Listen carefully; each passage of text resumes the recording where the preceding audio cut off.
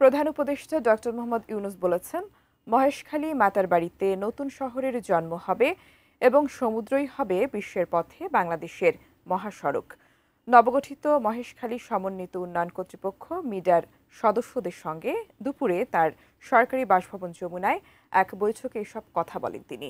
মিডার আগামী 4 মাসের কর্মপরিকল্পনা নিয়ে আলোচনা হয় বৈঠকে। মহেশখালী মাতারবাড়িকে অন্যতম বৃহৎ বাণিজ্যিক কেন্দ্র হিসেবে গড়ার মহাপরিকল্পনা নিয়েছে সরকার। গভীর সমুদ্র বন্দর, বিদ্যুৎ, জ্বালানি উৎপাদন ও শিল্প, সামুদ্রিক ও মৎস্য চাষের জন্য সমন্বিত বাস্তুতন্ত্র গড়ার উপযোগী বলে মাতারবাড়ি মহেশখালী অঞ্চলকে বেছে নেওয়া হয়েছে বহুমুখী এ প্রকল্পের জন্য। মিডাকে নিয়ে বৈঠকে প্রধান উপদেষ্টা ডক্টর মোহাম্মদ ইউনূস বলেন, শুধু গভীর সমুদ্র বন্দর নয়, একটা ব্লু ইকোনমি গড়ে তোলার বিষয় নিয়ে কাজ করতে হবে। আরও বলেন, মহেশখালী মাতারবাড়ি এলাকা শুধু একটি ফ্যাসিলিটিং জোন হিসেবে না, বরং সেখানে একটা নতুন শহরের জন্ম হবে। সেখান থেকে বাংলাদেশের আন্তর্জাতিক কানেক্টিভিটি তৈরি হবে, বলেন প্রধান উপদেষ্টা।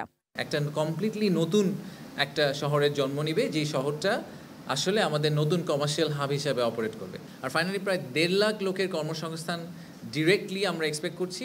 ইনডিরেক্টলি সব মিলিয়ে প্রায় 25 লাখ লোকের কর্মসংস্থান আমরা আশা করছি এই এলাকা থেকে হবে। It's a beginning of a very very long term plan. বিকেলে ফরেন সার্ভিস একাডেমিতে আয়োজিত সংবাদ সম্মেলনে মিডার চেয়ারম্যান চৌধুরী আশিক মাহমুদ বিন হারুন জানান, গভীর সমুদ্র নিয়ে গবেষণার উপরও জোর দিয়েছেন প্রধান উপদেষ্টা। ফিশ প্রসেসিং বলি, শিপ রিপেয়ার বলি, আর একই সাথে ইন্ডাস্ট্রিয়াল পার্ক বলি, ট্যুরিজম বলি, সব কিছুকে নিয়ে আমরা একটা প্রপার মাস্টার প্ল্যান করব এবং সেই মাস্টার প্ল্যানটা গভর্নিং বোর্ড থেকে আমরা অ্যাপ্রুভাল করিয়ে নেওয়ার চেষ্টা করব। আশিক চৌধুরী জানান, এ প্রকল্প 2025 থেকে 2030, 2030 থেকে 2045 এবং 2045 থেকে 2055 সাল এই 3 ধাপে বাস্তবায়ন হবে। আমরা ডিপ সি পোর্টটাকে চালু করব আগামী 5 বছরের মধ্যে। কিছু পাওয়ার হাব, কিছু রোড, রেল কানেক্টিভিটি, এগুলো আমরা প্রথম 5 বছরের মধ্যে করে ফেলার চেষ্টা করব। পোর্ট ডেভেলপমেন্টের ফেজ 2 কমপ্লিট করব, যেখানে এলএনজি টার্মিনালগুলো হয়ে যাবে এবং একই সাথে কিছু ইন্ডাস্ট্রি দাঁড়িয়ে যাবে। 2045 থেকে 2055 তখন আমরা একটা ট্যুরিজমের কথা চিন্তা করতে পারি, ইকো ট্যুরিজম, এবং ইভেন্চুয়ালি যেটা হবে, কক্সবাজার আর মহেশখালী কিন্তু এক হয়ে যাবে। বিভিন্ন মন্ত্রণালয় সমন্বিতভাবে মোট 33,000 একর জমিতে কাজ করবে।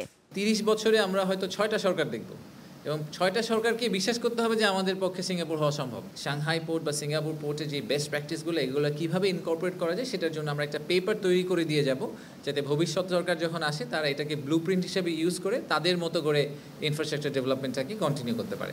আশিক চৌধুরী জানান, বৈঠকে পরিবেশ সংরক্ষণের উপরও জোর দিয়েছেন প্রধান উপদেষ্টা। বনভূমি বাঁচানো, ইকো ট্যুরিজম পার্ক করার বিষয়ে আলোচনা করেছেন তিনি। ইমাজিন করতে পারতে হবে যে 30 বছর পরে আমরা এই মহেশখালী মাতারবাড়ি এলাকাটাকে সিঙ্গাপুর বা সাংহাইয়ের মতো করে দেখতে চাই। Sajida Sweety, ATN news, Dhaka.